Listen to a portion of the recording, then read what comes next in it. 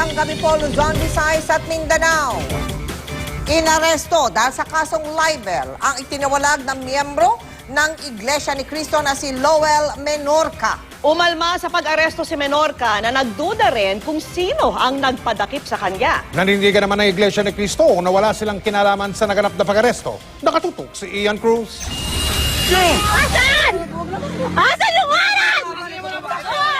Mga sigaw ito ni Lowell Menorca at ng asawang si Jinky ang mga itinawalag na miyembro ng Iglesia ni Cristo nang arestuhin si Lowell sa Julio Nakpil Street sa Maynila kaninang umaga. Papunta sana sila sa Court of Appeals nang harangin at pilit na inaresto sa bisa raw ng warrant of arrest para sa kasong libel na inihain sa Kapatagan, Lanao del Norte at may piyansang 10,000 piso. Pero naka-t-shirt, shorts, jeans at tsinelas lang ang mga nagpakilalang pulis. Ini-upload ni Jinky ang video na kanyang nakunan. Asan yung badge mo? Asan yung badge nyo? Asan yung badge mo? Pulis ka! Asan yung badge mo? Pulis ka! Wala! Wala! Bitawan mo! Wala kang badge! Asan yung badge mo? Wala! Asan yung badge? Wala kayo Ako ang Iglesia ni Cristo na kinidnap nila at ngayon, ipakukulong nila. May hearing ako. Tulungan nyo kami!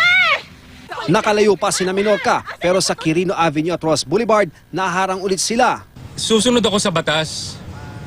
Bagamat alam ko na ginagamit nila ang batas para gipitin ang mga taong katulad ko, hindi ako lalaban. Hindi na ako tatakas. Kita niyo naman ha, napapaligiran ako dito. Diba? Ang gusto lang matiyak ng asawa ko, pamilya ko, ligtas ako.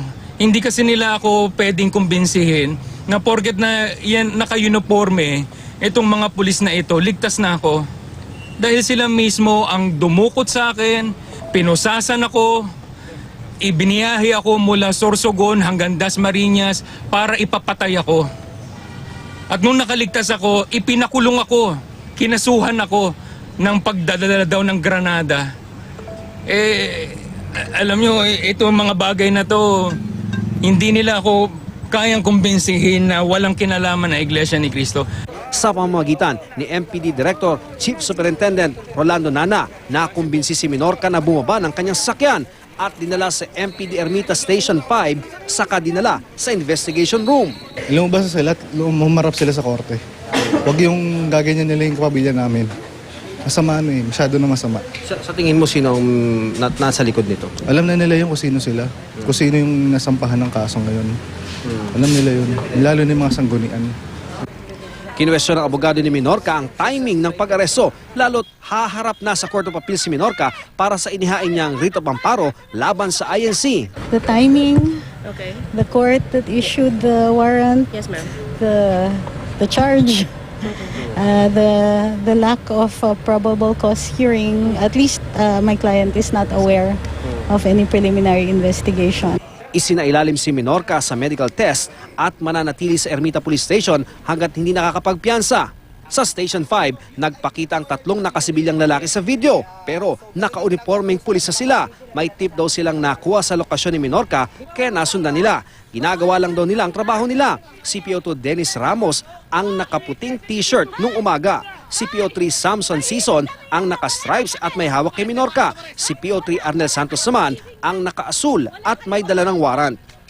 Sila pangaraw ang sinaktan ng mag-asawa kaya plano nilang magsampa ng reklamo, pati na sa mga umano'y bodyguard ni Menorca. Magkakasama kami, nandun ako, nilapitan ko si Mr. Menorca at eto, nilabas niya yung warrant of arrest and then yung ID niya para ipakilala na arestuhin ka namin. Kaya lang, bago pa namin sabihin yun na warrant of arrest, pumalag na kagad si Mr. Menorca kaya yun yung time na pinarisk ko siya. Hinawakan ko siya at kitang-kita nyo naman sa video na puro salag na lang ako. Hawak ko siya, tinutulak niya yung mukha ko, ginaganon niya ako, ginajab niya ako. Hindi na po nila nakita na kinuyog na po kami ng bodyguard nila para maisakay po sa Innova si Mr. Mallorca. Ian Cruz, nakatutok, 24 oras.